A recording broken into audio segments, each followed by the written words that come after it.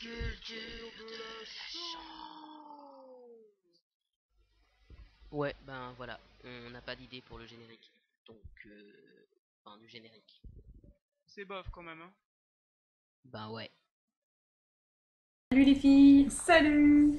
Donc c'est la première vidéo qu'on fait à propos de culture de la chance. Ouais. Et du coup c'est pour ça qu'on a l'air un peu débile. Parce Enfin, qu'on s'est pas entraîné. voilà. Donc en fait c'est la première prise, il y en aura peut-être plus. Et puis donc on les montrera pour que vous voyez un peu ce que ça donne. Mais on n'a jamais fait encore de montage, donc ça va être un peu dur. En tout cas on va bien rigoler. Alors donc on voulait vous présenter les derniers bouquins qu'on a lus et qu'on a plus ou moins appréciés, du moins qui nous ont marqués. Donc tu veux commencer Julie? Bah si tu veux, Elise. Moi je voudrais Si tu veux, parler oui c'est moi. du Faste des morts de Kenzaburo Oe. Donc j'avance le livre pour qu'on puisse le voir. Ah, là avec la lumière on le voit pas très bien. En plus c'est à l'envers parce que la caméra est dans l'autre sens. Mais c'est pas grave. C'est un recueil de nouvelles. Il y a 3 petites nouvelles à l'intérieur. Euh, et donc le Faste des morts porte bien son nom parce qu'au début il n'y a que des cadavres.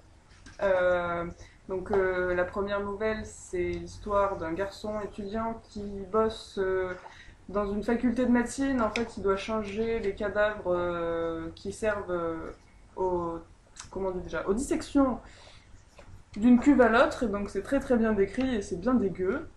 Dans la deuxième, ça se passe dans une maison de redressement, donc c'est bien hard aussi. Et la troisième, c'est l'histoire d'un gamin qui au début est plutôt à gauche politiquement, il a 17 ans, sur fond de masturbation. Et finalement, c'est une espèce de décadence, comment il tombe dans l'extrême droite, comment il se laisse embobiner, parce qu'il est complètement ignorant et un peu paumé. Ça avait mal commencé parce que c'est vraiment dégueu, mais ça a bien fini parce que c'est vraiment très bien écrit. En plus, Kenzaburo Oe, quand il l'a écrit, il avait que 20 ans et on a bien envie de lire ce qu'il a écrit plus tard. Voilà, je pense que j'ai tout dit, donc Elise, ça va être à toi. Alors moi je veux vous présenter un bouquin que ma mère m'a offert pour mon anniversaire. Merci maman. Et je te laisse la place. Alors c'est une BD qui est publiée chez Gallimard, donc ça s'appelle La légende de la garde. Alors je suis désolée pour le truc à l'envers, hein, mais bon, on va voir si on peut gérer ça. Alors donc c'est une bande dessinée qui a été faite par David Petersen, publiée chez Gallimard, j'ai déjà dit. Ça raconte des histoires de souris en fait qui sont euh, gardiennes, qui doivent assurer la sécurité des routes dans leur monde de souris. Donc on est vraiment à leur hauteur. Donc on a vraiment, vous voyez, enfin je sais pas si ça se voit très bien là, mais vraiment la hauteur des souris. Alors au niveau de l'histoire, c'est assez, enfin on s'y attend. C'est de la jeunesse hein, quand même, mais le dessin est vraiment très très beau, les couleurs sont magnifiques, vous voyez. C'est mieux comme ça. Ouais, voilà.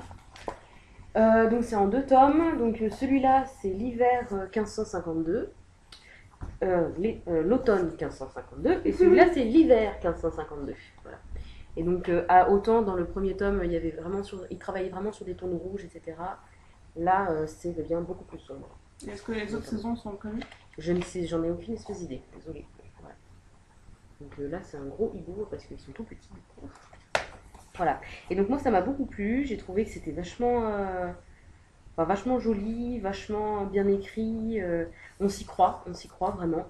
Et donc du coup voilà, c'est le bouquin que je voulais vous présenter. Hop. Donc Voilà. voilà, c'est la fin de notre première culture de la chance. On espère que vous avez apprécié le moment et que ça vous donnera envie de faire pareil. Tchou, bonnes vacances.